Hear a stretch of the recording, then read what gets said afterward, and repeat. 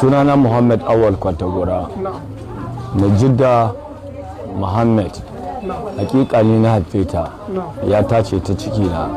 Kuma ni daga haifuwanta har zuwa ajiya da Allah ya ɗauki rayuwanta 25 tana bin dokoki na ba taɓa miliyan kuɗi ba.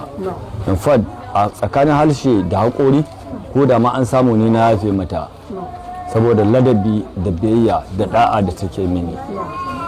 Ya ce wadda ba ta son abin da zai taɓa ni, ba ta son ɓacin raina, tana min ladabi da biyayya. Don haka nan ina mata fata alheri, ubangijin Allah ya lullube ta da rahamansa.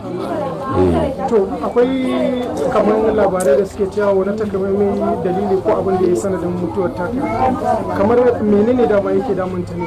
Tana da ulcer and the ulcer is chronic. So mun zo mun je hospital from ulcer aka ce ta samu VP kuma suna taya da shuga ne. So that was the genesis. Asibitin ma su gaya mana gashi saboda a day before yesterday uncle ina ba da miliyan 1,900 abin da ke damuwanta an ce za a cire. To aikin da ba aiki nan Allah ya ɗauki rayuwanta, shi kuma Allah ya biya shi da gidan aljanna. Kuma Allah kamar tsawon wanda zan ta shafe tana fama da wannan cuta ta ulcer. Ta dan kwana biyu amma a tsatsaye abin da ya zo ya noke ɗinta da. To amma bayan nan ta kai tsawon wani lokaci tana kwance ba ta da lafiya. Ta kai wajen wata ɗaya a yi ciwo a tashi, wata ɗaya shi ne ta kai ƙasa ba ta tashi ba har a ina Allah ya mata rasu. Ta rasu a Sokoto. A asibiti kuma private hospital ne. To me kake tunawa da shi game da kamar jidda bayan rasuwar ta din, me zaka iya bayyanawa na wasu daga cikin ɗabi'u ko halayen ta? Shine zamantakewa na da'a da nake gama kai, idan Allah baka kana da diya, kai baka nan kana village ɗinku kana garinku, ita tana koda wurin aiki ta ciza kaza, mahaifinta ya faɗo mata a rai ta aje kazan ta ce wane kai me kake ci ka ce kaza, in ba kazan bane ta turo wa kuɗi kai ka ci kaza ka kusanta kai ɗiya. Domin ina ganin wasu kan ma manta da iyayensu, to ita bata manta da ni ba. Ina mata fata na alheri, Allah ya sada ta da annabi Muhammad sallallahu alaihi wasallam. To me jida ita ce ta nawa a wurinka? Ita ce ya da ta farko. Kwarai. Bayan ita tana da kanne guda nawa? Tana da su, akwai Sumayya, akwai Hafiz, akwai Maryam, sannan kuma yanzu Sa'idu na nan ma ƙasa. Shin me jida ta taɓa aure ne? Ta yi aure, suka rabu da mijin shine bata sake ba. Tana da yaya ne? Tana da yaya, tana da ɗiya. Guda nawa? Sunan mamanta diyarta na mace ne, sunanta Maryam, ita ce Siyama. Ka kusantun da jikana ne, matana ne. Amin. Madadin kamfanin sayar mobis muna mika sakon ta'aziyya zuwa ga iyalai gaba ɗaya gare ka a matsayin ka na mahaifinta. A gode kwarai. Sunana Hafiz, alaƙa na da ita kuma mama na ne.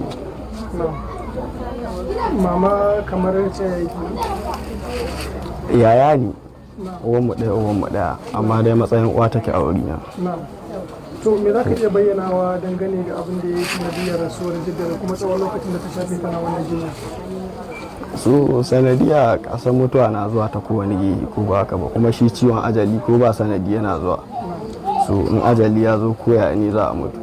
So ni abin da kawai na yadda da shi kenan, ba wani specific abin da zan ce ga shi ya ajalinta. Kawai dai na san ba ta da lafiya, muna asibiti kuma Allah ya abin da zai yi kanta. So shi ne magana kawai. Kai ne kake jinyarta? Kamar ta kamar menene kwanta da ita asibiti? To ba a ce ba gaskiya, na dai san tana da ulcer. So kaga kuma an je asibiti ba ya ulcer za a ci ba, ana ganin typhoid, malaria da sauransu.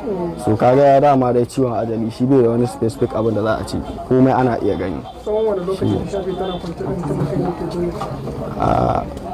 Ta kai kusan ina ga bai wuce kwana 3 ko 4 zai rage kai kusan wata guda. Za ta kai irin kwana 26 hakan ga zuwa da ku. To me za ka iya bayyanawa game da ita bayan rasuwar ta a yanzu dangane da wasu alaƙoƙi ko kuma wani abubuwa na halaye da ɗabi'unta? Na rasa abubuwa da yawa saboda kullum tana kan gaya mani auta Allah ya kai mu bikinka, Allah ya nuna mana aurenka. Da was a time shekaran jiya can na san ni na baro ta asibiti na baro ta, amma bayan na barta na koma gida sai na ji kamar in kira wayanta ko za ta ɗauka ta ce mini autana, amma sai na san ko na kira ba za a ɗaga ba saboda na san halin da na barta ciki. So ina cikin kewa sosai, na rasa wani part ne na rayuwana. So definitely zan ce ma duk abin da nake tsoron ya faru da ni na wani tashi hankali ya riga ya faru. So ban ma wani dan adam fata ya shiga irin yanayin da na shiga a cikin wagga shekara. So kamar kai ne kananta na nawa? To ya zance na hudu, ni ne kananta na hudu. To amin so mu amin. Allah ya kara muku hakuri da juriyar wannan rashi. To amin so mu. Sunana Hawwa Muhammad Antakura, kuma mai jidda biya ne mai don da mahinta da ni uwa ɗaya uba ɗaya. Hawwa ude ta yi ƙaramin jinya ne da dangane da ulsa daga je. Me za ki bayyana dangane da wasu daga cikin ɗabi'u da halayen ta bayan rasuwar ta? Hawwa katanga ne gida, ko ba gaskiya ba, yau kusan in mun ci a gida ita ne, amma mun sha a gida tun tana gidan mijinta ita ne, gidan mu in ya zube Hawwa ita ne. Ni dai ina da marayu gwargwado. Hawwa ta ɗauki nauyin su karatu, ima ta ɗauki nauyin mu gida, ita ne abincin mu, ita ne komi namu, ita ne laluran kowa. Ta ku ga yau katanga ya zube, sai dai fata da addu'a Allah ya yi mata, Allah kai mata rahama, Allah ka sa aljanna makomanta, yadda ta ci da mu a duniya Allah ka ci da ita a lahira, Allah ka yahi mata zunubin ta hili da na ɓoye, wanda ta sani da wanda bata sani ba, kuma yan kaniwar su ma Allah ba su hankuli, saboda duk wani wanda ya nuna damuwar shi duk mun gan su jiya har bisa yau ma muna nan muna ganin su. Mun gode Allah ba kowa hankuli. To kamar me za ki iya bayyana wa dangane da mu'amalar ki da ita ko kuma ganin ki da ita ma na karshe kamar ta kwanta? Saboda gani na ko da take jinya muna tare, kuma tana Sokoto, kuma naji sosai, ta kuma mun ganta, kuma mun sa mata albarka da ni da mahaifinta, don bata da wanda ta himu a duniya, babu su sam, wallahi bata da su kwata-kwata.